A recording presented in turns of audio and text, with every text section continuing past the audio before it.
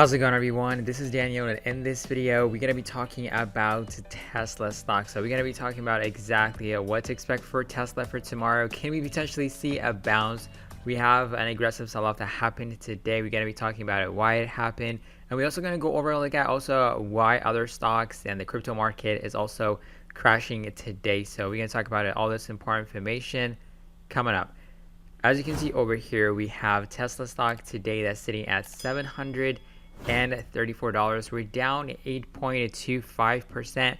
For the week, we are down aggressive 22.25% to the downside. So we have some important headlines that we're going to be talking about that came out from China. But when you look at the overall stock market too, as you can see, we have big trillion-dollar worth companies are going aggressively to the downside. We have Microsoft, Apple, Nvidia, Amazon, Tesla that sold off aggressive. We have other sectors that actually did not do that bad. We have energy sector that did pretty well. Actually, it's positive for the year. It's been performing very well. We have healthcare and some bank stocks too that are relatively flat to negative. So let's talk about exactly what happened to Tesla. As you can see, Tesla is down 8.26% compared to other stocks.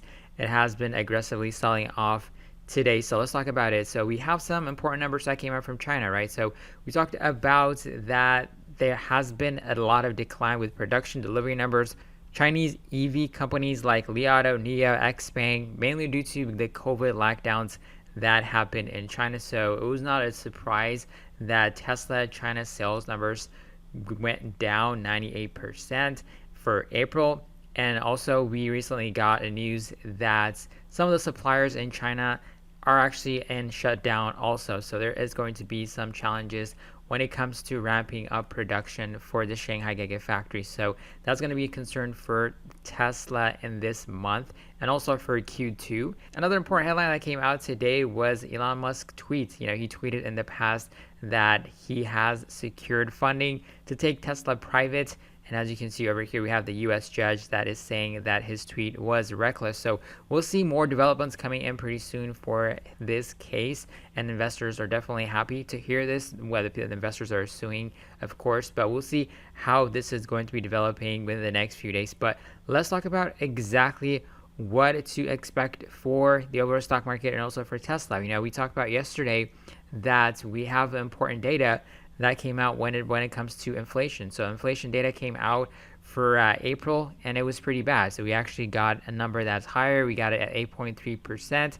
The April CPI also showed a run-up in food costs, prices rising 0.9% over the last month. That's its 17th consecutive monthly increase. Joining us now with more is Yahoo Finance's Brooke DePalma. So Brooke, break down the cost of specifically what's in a grocery bag. Akiko and I were kind of talking about that loosely, but look, Americans certainly feeling this at the grocery store. That's right, Brian. Americans are certainly going to feel the pinch next time they're at their grocery store as inflation continues to take a toll at specifically the food at home category. Now it's up a whopping 10.8% year over year. I spoke to an economist at the Bureau of Labor Statistics, and he noted that this is the highest rise since 1980, Brian and Akiko. So quite some time since we've seen prices like this. Year over year, cereals and bakery products up 10.3%. Really leading the increase here, meats, poultry, fish, and eggs, really the focus of today, up a whopping 14.3%. Dairy and related products up 9.1%. Fruits and vegetables up 7.8%. Non-alcoholic beverages and beverage materials up 9.8%. And this category, other food at home. Now, Brian and Akiko, that's butter, that's oils, that's sugars, that's processed food. It's up 11%, but it also includes baby food. We've been seeing that in focus on headlines across this whole entire week as shelves really see shortages of baby food across the nation. Now, I also want to specify that I spoke to another economist on Wall Street, and he told me that food and energy prices are remaining pressured from the fallout of that crisis over in Ukraine, as well as trade disruptions that are stemming from China's ongoing lockdowns, really taking a toll on core goods inflation. So what exactly does this mean for the grocery cart prices?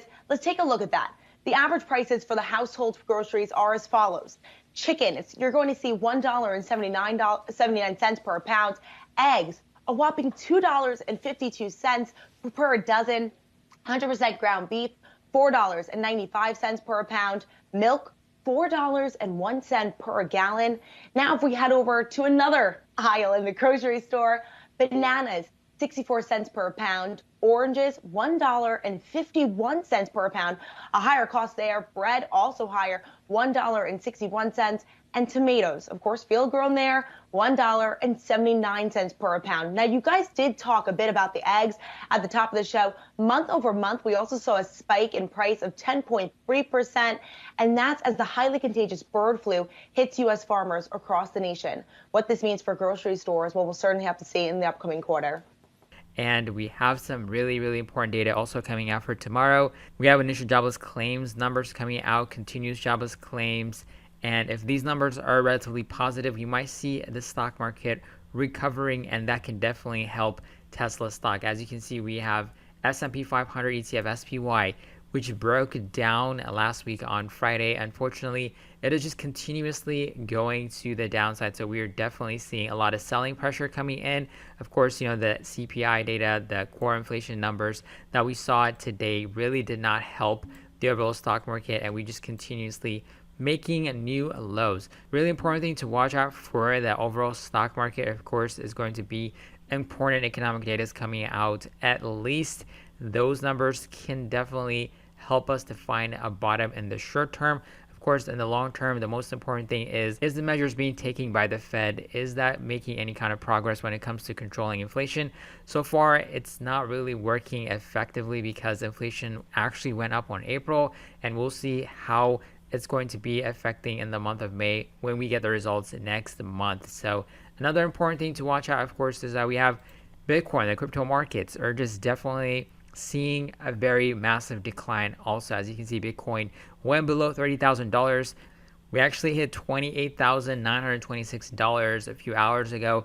We're going to see if we see a continuation move to the downside. And also we also have Dogecoin, which went below 10 cents. Elon Musk loves Dogecoin, and there has been multiple rumors coming out. If Elon Musk finalizes his purchase of Twitter, Dogecoin could potentially be benefiting a lot because we might get people to use Dogecoin in the platform, and that can definitely help Dogecoin prices go higher. Unfortunately, at the current moment, Doge is aggressively selling off. We broke down 10 cents, and for the day, we're down 23%, and it's not looking pretty for Doge and other cryptocurrencies. So now let's talk about in detail Tesla. Can we actually get a bounce tomorrow, and what is the important price levels we need to be watching out for Tesla stock? So this is one of the important price levels that we're watching for Tesla, was around $760 to $750. Unfortunately, we cannot hold, and we aggressively sold off. We broke below that support. We closed below it,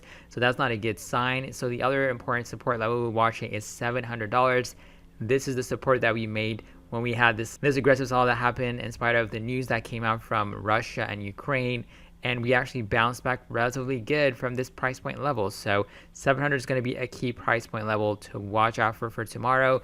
But I personally believe that we are going to at least get a very solid, strong bounce within the next 2 days, especially tomorrow. If this initial jobless claims numbers coming out, if they're positive, if they are in line with the forecast, we can definitely need a bounce, and the stock market can definitely need at least 1 day of bounce to recover, because we're seeing a very ugly sell off across the board for high growth tech stocks. So that's going to be the prediction that we're going to be watching out for tomorrow. If that does not happen, if we continuously sell off, just keep an eye on this $700 price level. And if you're somebody on the sideline waiting to buy Tesla stock, it seems like we're seeing a massive discount with Tesla stock right now. We're down significantly for the week. We're down 28%. So it's looking pretty attractive for Tesla. So let me know in the comments section below, what do you think about what's going on with the overall stock market? What do you think is going to be potentially happening tomorrow? Can we get a bounce? Let me know in the comments section below. And of course, if you're new to the channel, make sure you subscribe to the channel, turn on the notification bell. But I'll catch you guys on another video. Have a wonderful day.